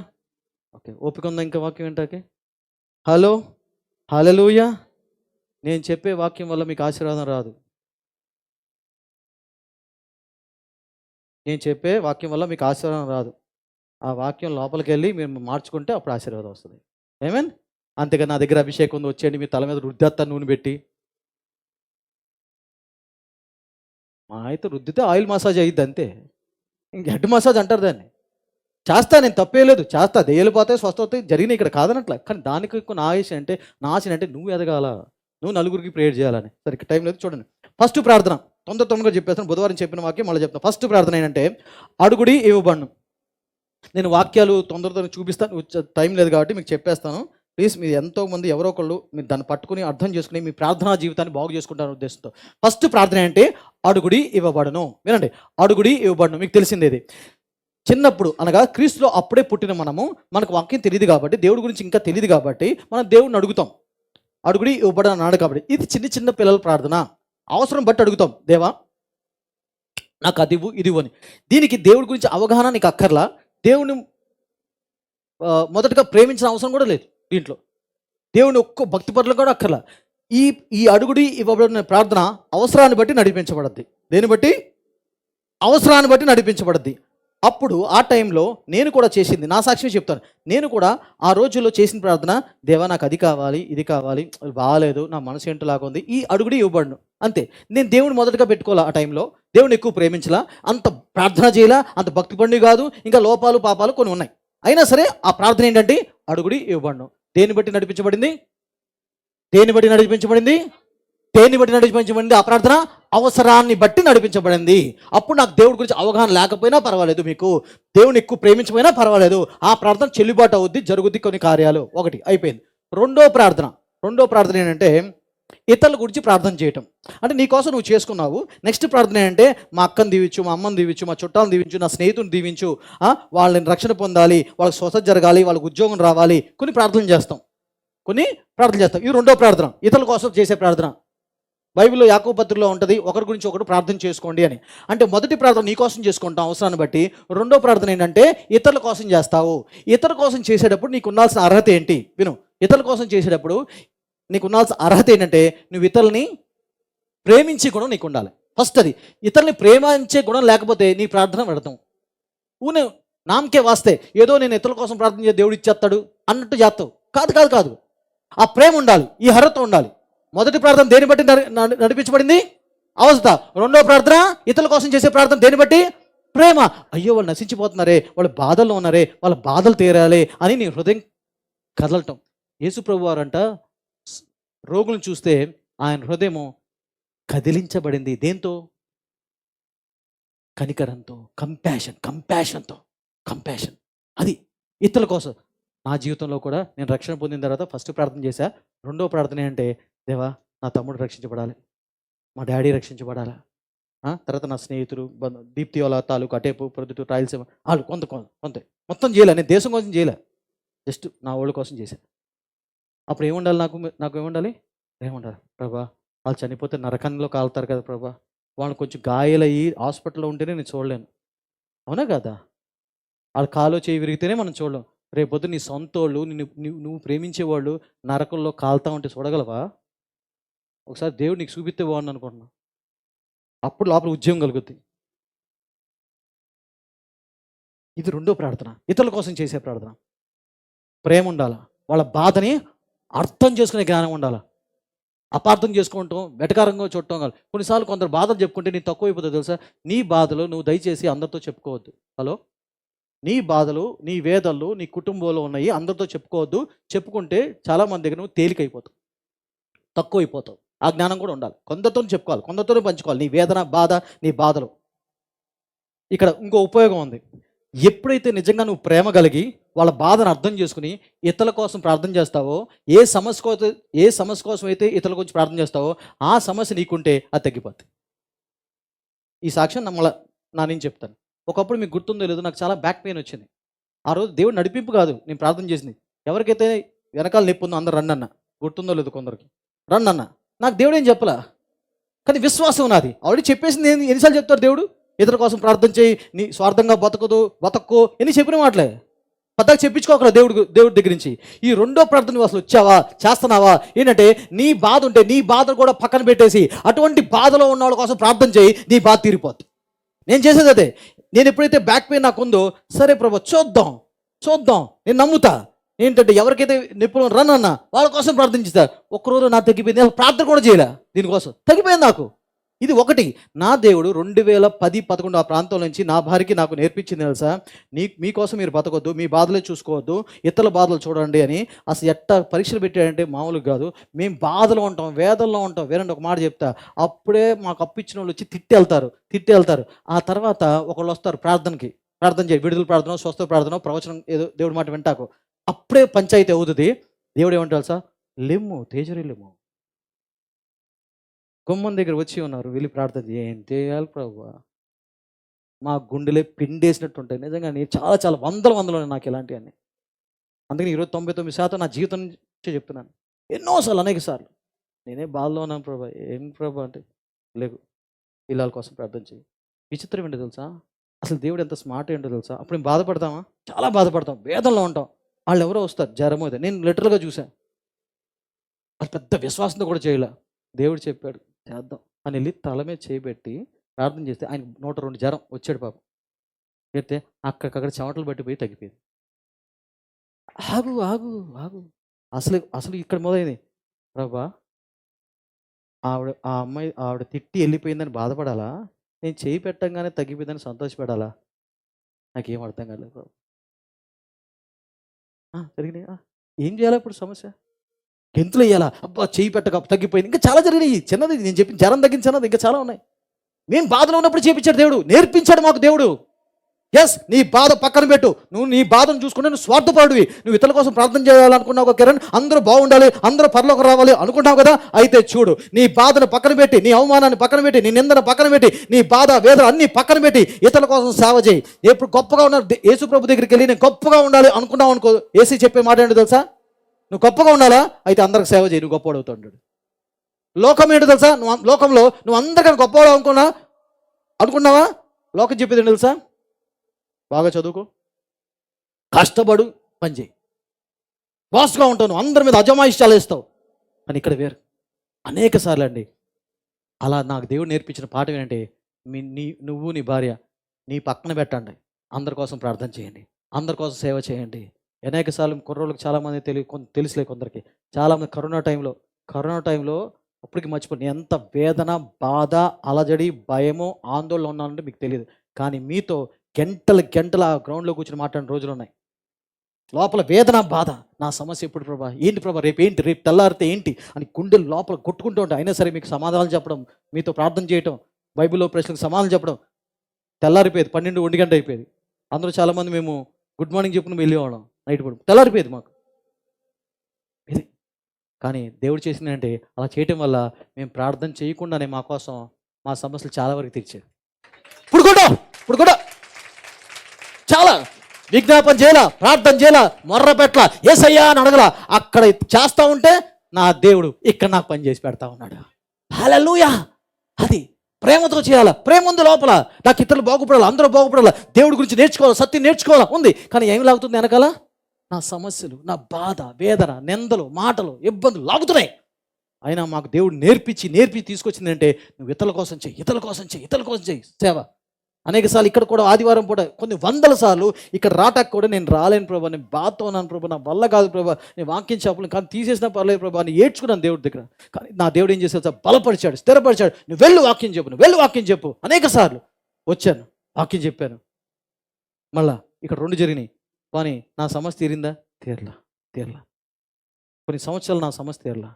కానీ కొన్ని సంవత్సరాల తర్వాత దేవుడు పరీక్షిస్తాడు కదా, చూస్తాడు. కానీ ఆ తర్వాత చాలా సాక్ష్యాలు ఉన్నాయి.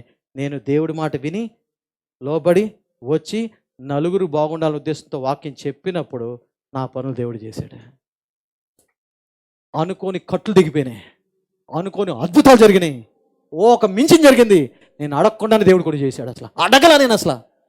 అప్పుడు నాకు అర్థమైంది, మన గురించి మనం ఆలోచించడం కాదు, ఇతరుల గురించి ఆలోచించాలా, అది కూడా ఆశీర్వాదం వస్తుందని కాదు, వాళ్ళ మీద ప్రేమ ఉండాలా, వాళ్ళ బాధను అర్థం చేసుకోవాలా. ఆమేన్. ఇది రెండో రకమైన ప్రార్థన. మూడవది ఆత్మీయ పోరాటం. వినేయండి, ఆత్మీయ పోరాటం. ఈ ఆత్మీయ పోరాటంలో కొన్ని జవాబులు వస్తాయి. ఆ జవాబులకి ఈ రెండు ప్రార్థనలు పనికిరావు. ఫస్ట్ రెండు ప్రార్థనలు, అడుగుడు ఇవ్వబడును, వాళ్ళు బాగుండాలా, వాళ్ళు బాగుండాలా, ఈ రెండు పనికిరావు. ఈ ఆత్మీయ పోరాటం అనగా ఏమయ్యా అంటే, దెయ్యంతో పోరాడతాం, అపవాది శక్తులతో పోరాడతాం. ఎఫెసీయులు 6:12 మీకు చెప్పడం జరిగింది. ఏది మనం పోరాడేది శరీర సంబంధులతో కాదు, అవన్నీ మీకు తెలుసు. ఆత్మ సంబంధులతో అంటే అపవిత్ర ఆత్మలతో, దయ్యములతో, అపవాదితో, చీకటి శక్తులతో పోరాడేది. ఇది ఆత్మ, ఇది ఒక ప్రార్థన. ఈ అపవాది ఎదిరించాలి అంటే దేవుడికి లోబడి అపవాదిని ఎదిరించుడి. చూడండి, ఒక అమ్మాయికో ఎవరో ఏం వద్దులే, అమ్మాయి వద్దు, అబ్బాయి బెటర్, నువ్వు చుట్టూ అంటే చూడండి. ఇప్పుడు ఈ అబ్బాయికి దెయ్యం పట్టింది అనుకుందాం, అపవాది పట్టింది. ఇప్పుడు నేను వచ్చాను. ఇప్పుడు నాకు ఏ ప్రార్థన పనికి వస్తుంది? అడుగుడి ఇవ్వబడును పనికిరాదు. అనుకుందాం, అడుగుడి ఇవ్వబడిన అడగాడు. దేవా దెయ్యాన్ని పంపించేవా? అడుగుతున్నాను ప్రభా, మనస్ఫూర్తిగా అడుగుతున్నాను ప్రభా, వెళ్ళిపోమని చెప్పా దెయ్యని. దేవుడు సైలెంట్, ఏం జరగదు. మీ ఇంట్లో కూడా చీకటి శక్తులు వస్తే, మీ పిల్లలకు కానీ ఇది కానీ కొన్నిసార్లు నిద్ర పడదు, వస్తే దేవా పంపించేవా అంటే దేవుడు మాట్లాడు నీతో. ఎందుకు ఆ ప్రార్థన పనికిరాదు. రెండో ప్రార్థన. ఈ రెండో ప్రార్థన ఏంటి? ఇతరుల కోసం ప్రార్థన చేయటం, ఇతరుల కోసం. ఇప్పుడు ఈ అబ్బాయి దెయ్యం పట్టున్నాడు, సో బాధపడుతున్నాడు. నాకేం కలిగింది? జాలి, ప్రేమ, కరుణ, దయ మొత్తం కలిగినాయి. ప్రభా ఈ అబ్బాయిని దీవించు ప్రభా, ఆశ్రయించు ప్రభా, విడుదల ప్రభా. జరుగుద్దా? జరగదు. అందుకని మీ ఇంట్లో కూడా నువ్వు ఆత్మీయంగా ఎదగకపోతే, తల్లి నువ్వేమో అనుకుంటున్నావు, అబ్బా నేను బాగానే ఉన్నాను, మాకు సారండి ఇవన్నీ పరిచయలకు కావాలండి, మాకు అక్కర్లేదని. లేదు, నీ ఇంట్లో మీ పిల్లలకు కానీ ఏమన్నా, మీ ఆయనకి కానీ ఏమన్నా అయితే, చీకటి శక్తులు వస్తే అప్పుడు ఈ రెండు ప్రార్థనలు పనికిరావు. మూడో ప్రార్థన ఖచ్చితంగా నేర్చుకోవాల్సిందే, తెలుసుకోవాల్సిందే. ఇప్పుడు మూడో ప్రార్థన ఏంటంటే, ఈ అబ్బాయి మీద దెయ్యం ఉంటే, ఇప్పుడు నేను మూడో ప్రార్థనలోకి వస్తా. ఏంటంటే, అపవాది యేసు నామములో వదిలి పో. ఇది పనిచేస్తుంది. ఇది పనిచేస్తుంది. ఫస్ట్ రెండు ప్రార్థన పనిచేయు. కాదే ఈ మూడో ప్రార్థనకు ఉండాల్సిన అర్హత ఏంటయ్యా అంటే, దేవుడి దగ్గర నుంచి ఒక ప్రత్యక్షతను అర్థం చేసుకోవాలి. ఏ ప్రత్యక్షత ఏంటంటే, ఒకప్పుడు నేను కూడా దెయ్యానికి చాలా భయపడేవాడిని, సౌండ్లు వచ్చినా భయపడేవాడిని. కానీ ఎప్పుడైతే దేవుడి యొక్క ప్రత్యక్షత నాకు అర్థమైందో, ఆ ప్రత్యక్షత ఏమనగా, లోకంలో ఉన్నవాని కన్నా నాలో ఉన్నవాడు గొప్పోడు, అపవాది మీద నాకు జయమిచ్చాడు, అధికారం ఇచ్చాడు, అపవాదిని సిలువు మీద ఓడించాడు అన్న ప్రత్యక్షత నాకు వచ్చినప్పుడు నాకు ధైర్యం వచ్చింది. ఆ ధైర్యంతో ప్రార్థన చేస్తున్నా. ఇది అర్హత కావాలి, ధైర్యం కావాలి. వినండి, ధైర్యం కావాలా, ప్రత్యక్షత అర్థం చేసుకోవాలా. ఈ అర్హతలు మొదటి రెండు ప్రార్థనలకు అక్కర్లా. కానీ మూడో ప్రార్థనకి చేయాలంటే నువ్వు దేవుడికి లోబడి వాడే ఉండాలా. ఇష్టం వచ్చినట్టు బతికితే కుదరదు, ఇష్టం వచ్చి కుదరదు. దేవుడికి లోబడే మనసు నీకు ఉండాలా. అందుకని యాకోబు పత్రికలో ఏముంటుంది? దేవుడికి లోబడి అప్పుడు అపవాదిని ఎదిరించండి. నువ్వు దేవుడికి లోబడకుండా నేను మామూలుగా ఉంటే అపవాది ఏమంటుంది తెలుసా? హూ ఆర్ యూ, నువ్వు ఎవడరా అంటది. అంతే, ఇది నువ్వు ఎవడరా అంటది. మొదటి రెండు ప్రార్థనలకి దేవుడికి ఎక్కువ లోబడాలా? అక్కర్లా. మొదటి రెండు ప్రార్థనలకి చాలామందికి ఉపశమనం, అమ్మాయ అయితే మొదటి రెండు ప్రార్థనలు చేసుకుందాం పాస్టర్ గారు. చేసుకో, దెయ్యం వస్తుంది. అప్పుడు ఏడబోతా? మీ దగ్గరకు వస్తానయ్యా, నేను ఏడో ఉంటా, నువ్వు ఏడొత్తా? మీ చర్చికి ఖాళీగా ఉంటుంది. ఇక్కడే దెయ్యాలు ఉంటాయి. మీకు మాట చెప్పిన, ఇక్కడ దెయ్యం ఉందా లేదా?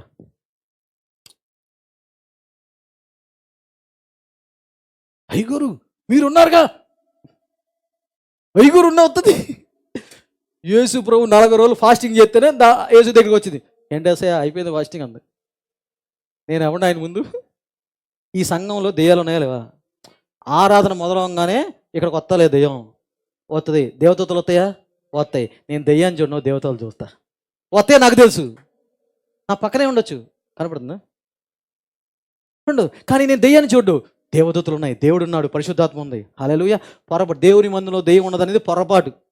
పుష్కలంగా ఉంటాయి. ఎందుకుంటాయి? మీతో పాటే ఇవి వస్తాయి. మీతో పాటే వచ్చేది అది. దానికెందుకో ఈ బిల్డింగ్ అంతా లైట్లు బాగున్నాయే, లైట్లు చెడగొడదాం, దానికెందుకు పని పాట లేకుండా మీతో పాటే వస్తాయి. మీతో పాటు వచ్చి పక్కనే కూర్చుని వాక్యం అనుకో హీరో చూడు సీరు నిన్ను చూసావే అన్నీ మీ భర్త ఏమన్నాడు, భార్య ఏమన్నాడు, పిల్లల సమస్యలు, ఆ సమస్యలు మొత్తం గుర్తొస్తాయి. ఎక్కడుంది అపవాదిని పక్కనే ఉంది. సో మూడవ ప్రార్థన చేయకపోతే అమ్మ రేపొద్దున అధికారం నేర్చుకోకపోతే, దేవుడికి లోబడే జీవితం నీకు లేకపోతే, రేపొద్దున అటువంటి సమస్య నీకు వస్తే, నీ ఇంట్లోకి వస్తే నువ్వు ఎదిరించలేవు అపవాదిని. అప్పుడు అపవాదిని మింగేస్తుంది, కష్టాలు నష్టాలు ఎగులు ఇబ్బందులు తీసుకొస్తుంది. పర్వాలేదు, చర్చకు వస్తే ఒక విడుదల ప్రార్థన చేస్తారు, కొంతవరకు కరెక్టే కాదనట్లా. సంఘాన్ని అందుకనే దేవుడు పెట్టాడు. కానీ నీ అంతా నువ్వు ఎదకపోతే కొన్ని పరిస్థితులు వస్తాయి. అప్పుడు నీ చుట్టూతో ఎవడో ఉండడు, దేవుడే నీలో ఉంటాడు. ఆ దేవుడు నువ్వు అర్థం చేసుకుని దేవుడికి లోబడి నువ్వు అపవాదిని ఎదిరించే జ్ఞానం నీకు లేకపోతే అది నిన్ను మింగేస్తుంది. ఇది మూడోది. నాలుగోది తొందరగా చెప్పేసి నాలుగో ప్రార్థన ఏంటంటే ప్రవచనాత్మక ప్రార్థన. ఇది ప్రవచనాత్మక ప్రార్థన అంటే ఒకటి వినండి. ఎంతమంది కోరికలు, ఆశలు, ఇష్టాలు ఉన్నాయి? అంబులెన్స్ పిలుస్తా, ఎవడు లేనట్టు మాకు ఏం లేదు, ఇది సన్యాసిలో కలిసిపోయితే అడుగులో బతుకు. నాకున్నాయిరా బాబు, ఇదిగో. మనకు ఆశలు కోరికలు ఉన్నాయా? దేవుడికి ఉంటాయా? వెరీ గుడ్, దేవుడికి ఉంటాయి. ఈ నాలుగో ప్రార్థన ఏంటంటే ఇక మన ఆశలు, మన కోరికలు, అపవాదులు ఎదిరించడాలు ఏం కాదు. ఈ నాలుగో ప్రార్థన అంటే దేవా నీ కోరిక ఏంటి, నీ ఆశ ఏంటి, నీ చిత్తం ఏంటి, నీ ప్రణాళిక ఏంటి, నీకేం కావాలి, నీకేం కావాలో నాకు చెప్పు. అది దేవుడి దగ్గర విని అది ప్రకటించడం, పలకడం, ప్రార్థన చేయడం. ఇది నాలుగోది ప్రవచనాత్మక ప్రార్థన. నాకేం కావాలి కాదు, నీకేం కావాలి. ఇది కూడా నా జీవితం జరిగింది. నా కుటుంబం పట్ల నీకేం కావాలా, నా జీవితం పట్ల నీకేం కావాలా. నాకంటూ ఆశలు చిన్న చిన్నవి ఉంటాయి ప్రభా, నాకున్నట్టు నీకు ఉంటాయి కదా ప్రభా, నువ్వు చెప్పన్నా. ఒక 5-6 సంవత్సరాల నుంచి, ఆ 7 వేసుకోవచ్చు. అప్పటి నుంచి నీ హృదయం ఏం తప్పిస్తే నీకేం కోరుకుంటున్నావు? మాకు ఐఫోన్లు కావాలా, నీకేం కావాలా? మాకు చిన్న కారుతో సరిపట్ల, పెద్ద కారు కావాలి. 1 BHK సరిపోట్ల, మాకు 3 BHK కావాలి. ఎకరం పొలంతో సరిపోట్ల, నాకు 4-5 ఉంటే కొంచెం దిట్టగా ఉంటుంది. మేకలు ఉన్నాయి, ఇంకా అవి కూడా పిల్లలు పుడితే పెద్దవి అవుతాయి. నీకేం కావాలి, ఇది అడిగే దమ్ము ధైర్యం ఉండాలి నాలుగో ప్రార్థనకి. అది నేను అడిగిన రోజులు 7. నీకేం కావాలి, నా పట్ల ఏం కావాలి, ఈ సంఘం పట్ల ఏం కావాలి. అయితే నా గురించి, నా జీవితం గురించి, నా భవిష్యత్తు గురించి దేవుడు కొన్ని మాట్లాడారు, సంఘం గురించి కొన్ని మాట్లాడారు. ఇప్పుడు ఈ ప్రార్థన ఏంటి? దేవుడు నుంచి విని ఆయన ఏం చెప్పారో అది సంఘం మీద, నా జీవితం మీద, నా కుటుంబం మీద పలకడం, ప్రకటించడం, ప్రార్థన చేయడం. ఏమేన్? ఇది నాలుగో ప్రార్థన. దీనికి ఏం కావాలి, అర్హత ఏం కావాలంటే దేవునితో సన్నిహిత సహవాసం ఉండాలి, ప్రార్థనా జీవితం ఉండాలి, వాక్య జీవితం ఉండాలి, దేవుడితో గడిపే అనుభవం ఉండాలి, దేవుడి నుంచి వినే అనుభవం ఉండాలి. ఇది చాలా గొప్పది. లాస్ట్ది, టైం లేదు కాబట్టి ముగించేస్తాను. లాస్ట్ది చివరిది ఏంటంటే, దీనికి ఏం పేరు పెట్టా? దీనికి పేరు పెట్టాలనుకుంటే నాకు రావట్లేదు, కానీ మామూలు చెప్పేస్తా. పేరు ఏదో ఒకటి పెట్టుకోండి మీకు కావాల్సింది. నా పేరు రావట్లేదు కానీ చెప్తా. ఈ ప్రార్థన ఏంటంటే ప్రార్థనగా జవాబులు రావటం.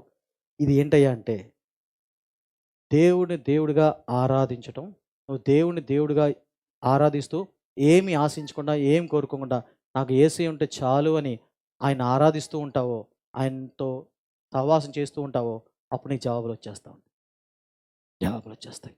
అనేకసార్లు మా జీవితంలో దేవుడు కొన్నిసార్లు ప్రార్థన చేస్తుంటే ప్రార్థన ఆపేయమన్నాడు దేవుడు. నువ్వు ప్రార్థన అడగటం మానేసి నన్ను ఆరాధించన్నాడు. చాలాసార్లు బాధేసేది కొన్నిసార్లు. అదేం ప్రభు అని 10 సంవత్సరాల క్రితం. అదేం ప్రభు అంటే పద్దాక నా నుంచి వింటాకు ప్రయత్నించొద్దు. ఏమన్నాడు దేవుడు? నా దగ్గర నుంచి వింటాకు ప్రయత్నించొద్దు, నా దగ్గర నుంచి పొందుకోవడానికి ప్రయత్నించొద్దు, నన్నుగా ఆరాధించన్నాడు.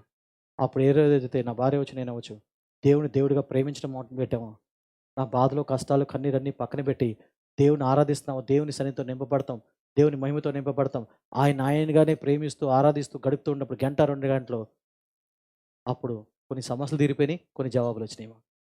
హల్లెలూయా, హల్లెలూయా. ఎస్, అనేకసార్లు. ఇది 5వ ప్రార్థన అనమాట.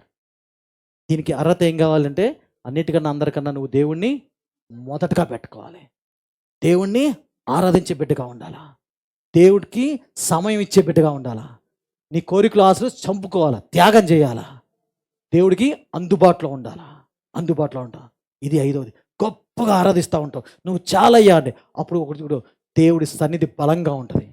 దేవుని సన్నిధి అంట అయస్కాంతంలాగా ఆశీర్వాదాలని ఆకర్షిస్తుంది. ఇది 5వది. ఈ 5 మా జీవితంలో ఉన్న సంఘటనలు. అది ఎక్కువ కాకపోవచ్చు కానీ ఎంతో కొంత కొంచెం అన్న ఈ 5 రుచి చూశాను. మీ జీవితంలో కూడా కొన్నిసార్లు ఇవి తప్పవు. దేవుడిగా ఆరాధిస్తేనే కొన్ని జవాబులు నీకు వస్తాయి.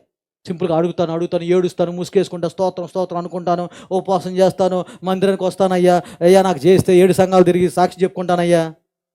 మొక్కులు నా ఏసే మొక్కులకు పడేవాడు కాదు, అది చీప్ కాదు. ఆయన పెద్ద ఫీల్ అవుతున్నాడు. నువ్వు మొక్కిస్తా, నా మొక్కు తీరుస్తావా, నాకు మాడాదా? ఉన్నాయా క్రైస్తవ మొక్కులు కొని? ఏం తేడా లేదు. అయ్యా నాకు సహాయం చేస్తే కానుకిచ్చుకుంటా.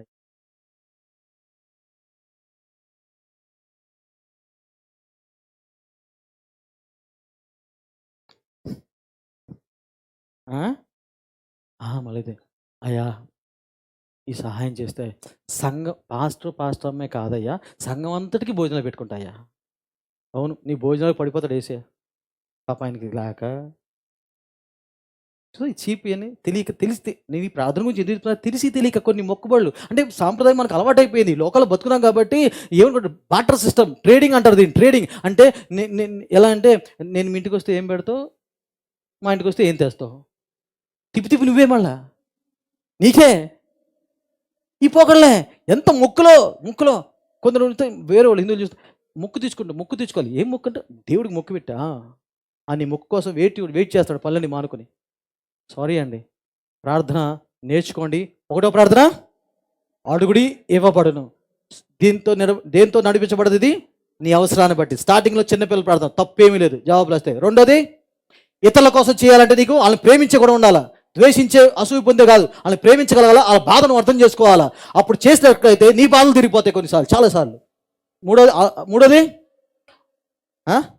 ఆత్మీయ పోరాటం. అపవాదం ఉందా లేదా? నిజమే కాదా?